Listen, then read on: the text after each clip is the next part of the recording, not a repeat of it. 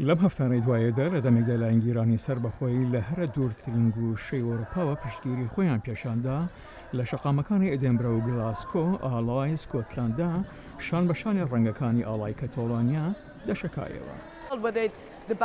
ئاخە وڵاتی باسکەکان بێت، کاتەلانەکان، سکۆتلاندیەکان و بگرە شوێنەکانی تر وەکو فەڵەستین و کوردستان هەموو ئەو مافەیان هەیە کە وەکو وڵات بوونیان هەبێت.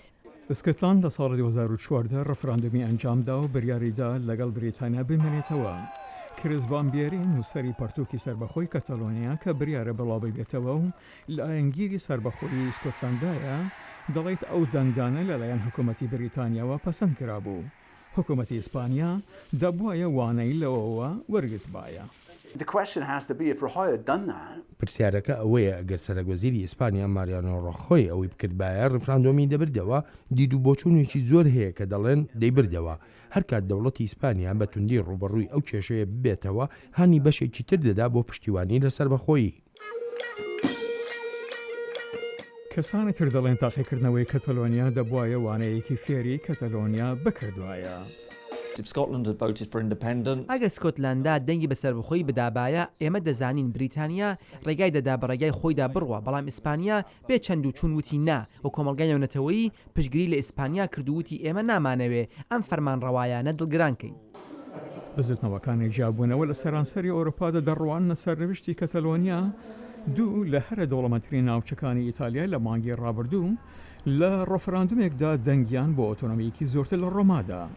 لە بەلژیکا گرژیەکان لە نیوان ئەوانەی لە باکوور فلامی قسە دەکەن و ئەوانەی لە باشوور فەرەنساوی قسە دەکەن هەڕەشە لە یەکێتی نیشتمانی دەکات. زۆر لە بزوتنەوەکان لە سەرەتادا زۆر خۆشحاڵ بوون لەبارەی ئەوەی کەتەلۆنیا دەیکرد، بەڵام هەر لەو کاتە زۆریان زۆر سارد بوونەتەوە. تۆ دەزانی دەتوانن داوای سەربەخۆیی بکەن، بەڵام ئەگەر بێت و پشتگیری نێونەتەوەی بەدەستنەهێنن شیانی نییە. یەکێتی ئەوروپا بە چوندی لەگەڵ مەدرید ڕاوەستا.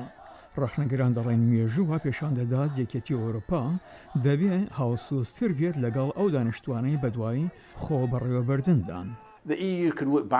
یەکێتی ئەوروپا دەبێ بڕوانێتە دواوە بۆ ساڵی 1989 لەو کاتەدا کە یەکێتی سۆڤێت ڕووخا وڵاتانی باڵتیک و ئەوانەی تر ئاشتیانە سەربەخۆییان بەدەستێنا. کێریلنسی دەڵێ هەردوو کەتەلۆنیا و سکۆتلاندیا بە هەڵا وەکو وڵاتانی سەربەخۆ خۆیان لە یەکێتی ئەوروپادا داکوتا. یەکێتی ئەوروپا ئەو دەسەڵاتەی نییە دان بە وڵاتاندا بنێت، بەڵکو وڵاتی ئەندامە، بگرە هەر شتێکی تر ئیسپانیا دەتوانێت ڤیتۆی بکات.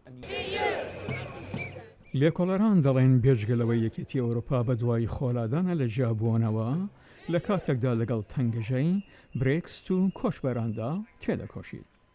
جانە دیلان بەشی کوردی دەنگی ئەمریکا.